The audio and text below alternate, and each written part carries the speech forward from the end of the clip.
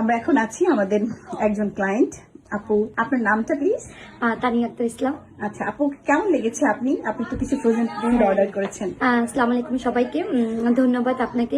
আমি মেট্রোক্রাফট থেকে দেখলাম, দেখে পরে আমি কিছু খাবার অর্ডার করেছি। আমার এত ভালো লাগছে, বিশেষ করে ওদের সমোসা, স্প্রিং রোল আর কিছু না ফ্রোজেন যে ফ্রুটসগুলো আছে ওইগুলো, ফ্রুটসের যে এগুলো আমার খুবই ভালো লাগছে।